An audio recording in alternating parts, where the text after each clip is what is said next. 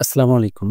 আজকে আমরা প্রাইভেট চাকরিজীবীদের জন্য অনলাইন বা ই-রিটার্ন সাবমিট কিভাবে করতে হয় সেটা দেখাবো। চলেন শুরু করি। প্রথমে আমরা তো জানি সবাই etaxnbr.gov.bd রেজিস্ট্রেশন প্রক্রিয়া তো আগের ভিডিওয় দেখাইছি আমরা। রেজিস্ট্রেশন করার পর এখানে এসে আমরা এই পেজে আসব। ৩ নাম্বার পাসওয়ার্ড ক্যাপচা দিয়ে সাইন ইন করব।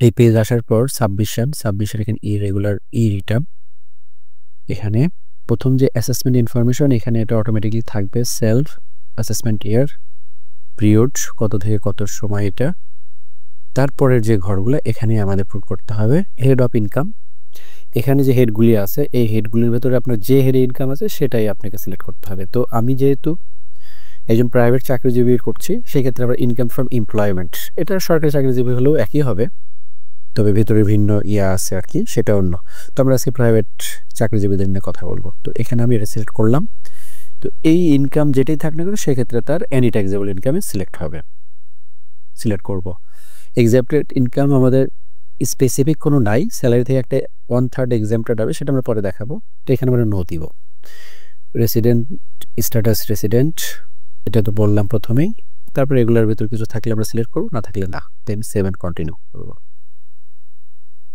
সেভে কন্টিনিউ করার পর এখানে হলো লোকেশন যে এই ট্যাক্স পেয়ার যেখানে থাকে কোনো সিটি কর্পোরেশনের ভিতরে থাকলে সেটা কোনটা সেটা করবে আর সিটি কর্পোরেশন ছাড়া যদি কোনো ডিস্ট্রিক্ট থাকে সে ডিস্ট্রিক্ট সিলেক্ট করবে তো আমারটা হলো নর্থ সিটি কর্পোরেশন দিলাম এই এরিয়ার উপর ভিত্তি করেই আসলে তার মিনিমাম ট্যাক্সটা আসবে তার ট্যাক্সেবল ইনকামের মিনিমামটা যদি ট্যাক্স আসে তাহলে মিনিমাম ট্যাক্সটা তাকে পেমেন্ট করতে হয় ডিস্ট্রিক্ট হলে 3000 আর সিটি কর্পোরেশন হলে 5000 তো যাই হোক claim tax rebate for investment হ্যাঁ যেহেতু সে একজন চাকরিজীবী তার প্রভিডেন্ট ফান্ড আছে ক্লেম ট্যাক্স রিবেট এজন্য ইয়েস শেয়ার হোল্ডার ডিরেক্টর নাই 50 লাখের উপরে থাকলে ইয়েস না থাকলে না তারপরে যা আছে এগুলো একটা একটা করে দেখে আরটি 10B এটা স্টিল অন টু সাবমিট এটা অলওয়েজ আমরা ইয়েস করবো কারণ ভিতরে তাহলে একটা আমরা টেবিল পূরণ করতে পারবো এটা আমাদের জন্য সহজ হবে এটা ইয়েস করবো 7 কন্টিনিউ ইনকাম যেহেতু সে একজন প্রাইভেট চাকরিজীবী তো ইনকামের এখানে এই ঘরটা আসলে এখানে প্রথমে এমপ্লয়মেন্ট টাইপ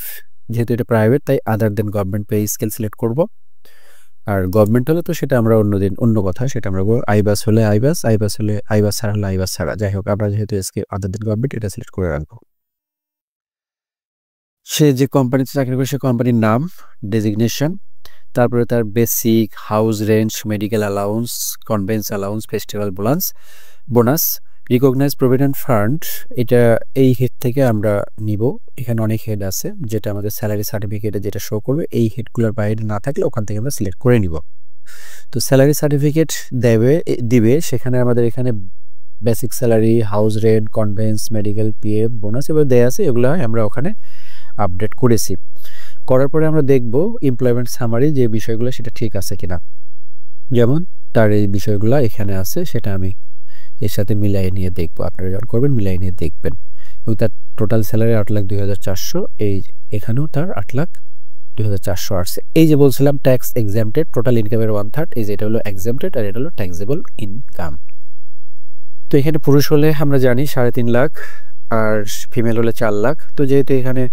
3.5 লাখের উপরে আসছে সো তাকে ট্যাক্স দিতে হবে তারপরে তার প্রভিডেন্ট ফান্ডের রিবেট পাইলেও সেখান থেকে রিবেট পাইলে যেটা পাবে তার ইনভেস্টমেন্ট থেকে কিন্তু মিনিমাম ট্যাক্সটা আসবে সেটা সে সোর্স ট্যাক্সটাকেও অ্যাডজাস্ট করতে পারে সেটা যাই হোক নেক্সট টাইম আমরা আলোচনা করব কন্টিনিউ রিবেট বলছিলাম রিবেট তার প্রভিডেন্ট ফান্ড আকিস টেক্সটাইলে তার হলো এখানে সেলফ কন্ট্রিবিউশন আছে 35,400 এই যে সেলফ কন্ট্রিবিউশন পিএফ 35,400 আর কোম্পানি তার একই পরিমাণ এখানে করবে টোটাল তার ইনভেস্টমেন্ট এটা এখান থেকে 15% সে রিবেট পাবে পরে দেখাও কিভাবে 7 কন্টিনিউ এক্সপেন্ডিচার তার ফ্যামিলি এক্সপেন্স হাউস রেন্ট তারপরে electric bill festival bonus education যা আছে হেড ওয়াইজ এভাবে লিখে যাবো আমরা এবং লাস্ট অর্থ বছরে আমরা কত টাকা ট্যাক্স দিয়েছি সেটা এখানে উল্লেখ করবো করে total 2,57,460 7 continue asset and liabilities আপনার যদি কোনো ধরনের এখানে হেড টু হেড কোনো অ্যাসেট থাকে সেভাবে আপনারা পূরণ করবেন ডিপিএস আছে সঞ্চয়পত্র আছে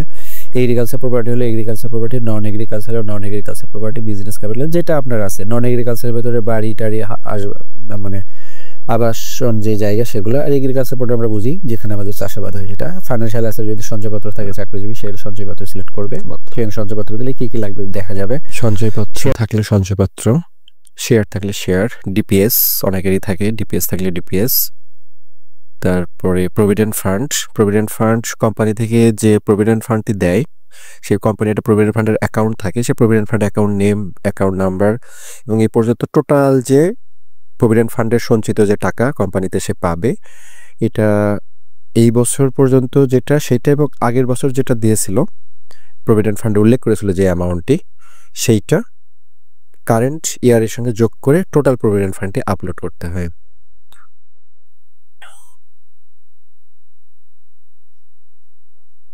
এখানে তো এখানে এই যে ৩,৯১,৬০০ টাকা, তার পূর্বের যে টাকাটা ছিল এবং পূর্বের যে প্রভিডেন্ট ফান্ড ছিল সেটার সাথে যোগ করে টোটাল অ্যামাউন্টটি। তারপরে গোল্ড থাকলে গোল্ড, তারপরে গিফট কিনা সেটা দেখাবে, তারপরে কোয়ান্টিটি কত ভরি হলে ইউনিট দেখাবে, ভ্যালু জানা থাকলে দিবেন, হলে 0 দিবে। ফার্নিচার ইলেকট্রনিক্স, একটা পারচেজ যদি হয় পারচেজ, গিফট হলে গিফট, পারচেজ, কোয়ান্টিটি কয়টি একটা আনুমানিক দিয়ে, প্রাইস জানা থাকলে প্রাইস দিবে, তাহলে যতটুকু একটা আনুমানিক দিয়ে দিবে।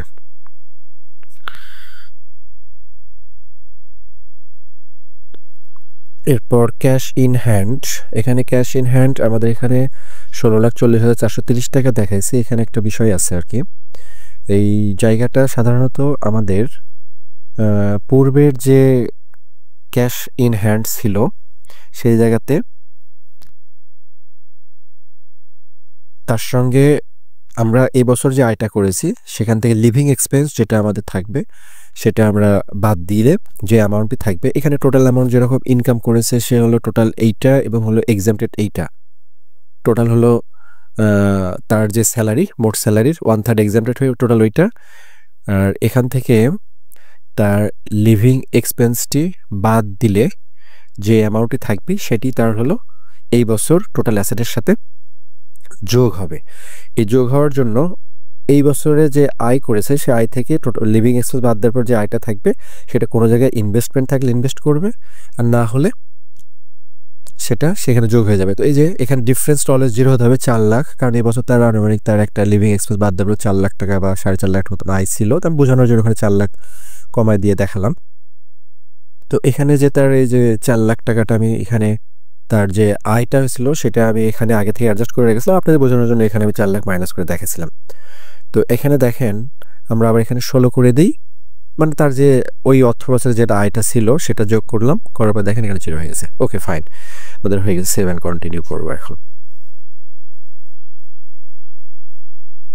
এখানে তার টোটাল স্যালারি থেকে 1/3 যেটা 2,67,400 এটা হলো এক্সাম্পটেড, এটা মাইনাস হয়ে যাওয়ার পর তার যে অবশিষ্ট টাকা সেটার উপরেই তার হলো ট্যাক্সেবল ইনকাম হিসেবে কাউন্ট হবে, এটা 5,34,933 টাকা।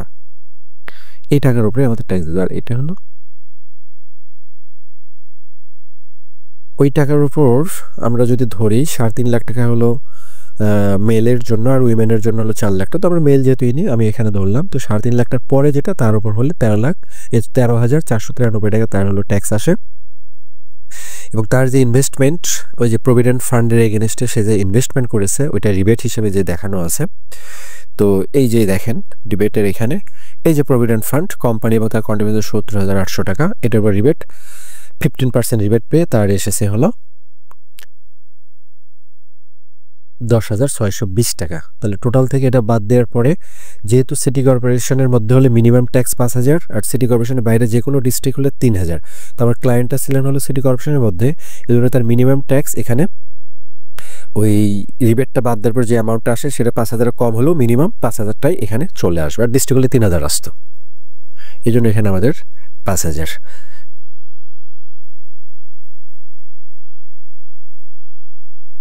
তারপর তার যদি সোর্স ট্যাক্স কোনো ধরনের পেইড থাকে তাহলে সোর্স ট্যাক্সের এই জায়গাতে তারা সোর্স ট্যাক্স কোনো যদি পেইড করে থাকে, আমার ক্লায়েন্ট সে সোর্স ট্যাক্স স্যালারি এগেনস্টে স্যালারির মাধ্যমে কেটেছে তার কোম্পানি, সেই ক্ষেত্রে আমরা এখানে সোর্স ট্যাক্সটা এখানে আমরা ইয়েস করব। ইয়েস করার পরে আমাদের সোর্স ট্যাক্স সাবমিট করার অপশনটি আসবে, চলেন আপনাদেরকে দেখাচ্ছি কিভাবে সোর্স ট্যাক্সটি আপলোড করতে হয়।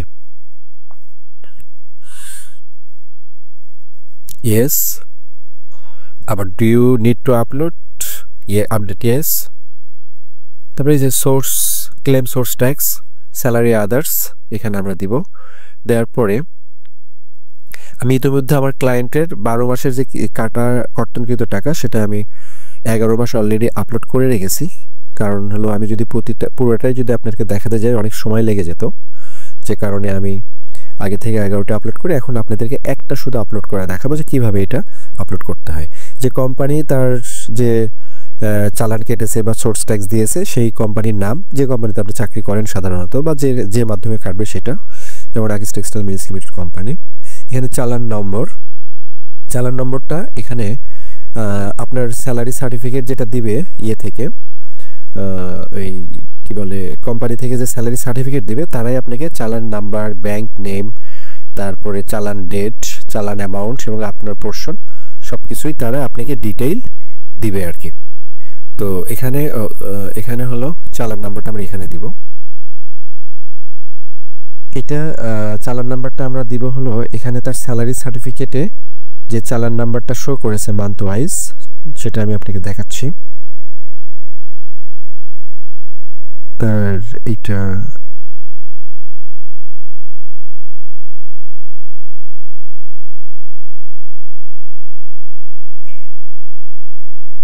(23-24-00225346661) এখানে আমার আসলে ইমেজটি স্ক্রিন শেয়ারে আসে নাই, তো আমি আপনাদেরকে বলি এখানে যে চালান যে সার্টিফিকেটটা আপনাদেরকে দিয়েছে অফিস থেকে সেখানকার যে চালান নাম্বারটা দিবেন, সেই চালানের ডেট দিবেন, এখানে চালান অ্যামাউন্ট, ওখানে যে চালানের টোটাল অ্যামাউন্ট থাকবে সেইটা, এবং আপনার এগেনস্টে টোটাল 12 মাসে যেটা কর্তন করবে সেই 12 মাসের কর্তনকে 12 দিয়ে ভাগ করার পর যে অ্যামাউন্টটি আসবে সেটা হলো ক্লেম অ্যামাউন্টের ওখানে দিয়ে দিবেন।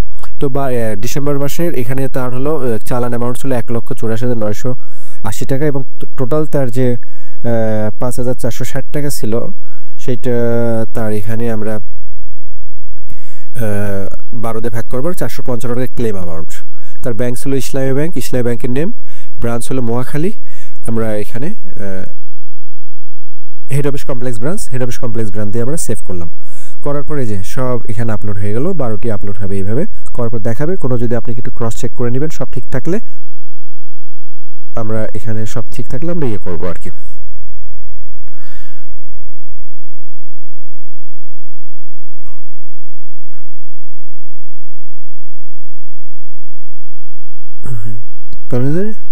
ট্যাক্স পেমেন্ট স্ট্যাটাসে যাব নিচে, হ্যাঁ, দিয়ে তারপরে আমরা গো টু এই যে এখানে তার 5,000 টাকা আসলে মিনিমাম ট্যাক্স, কিন্তু সে তো 5,460 টাকা দিয়েছে, সো ওকে আছে, গো টু রিটার্নে যাব।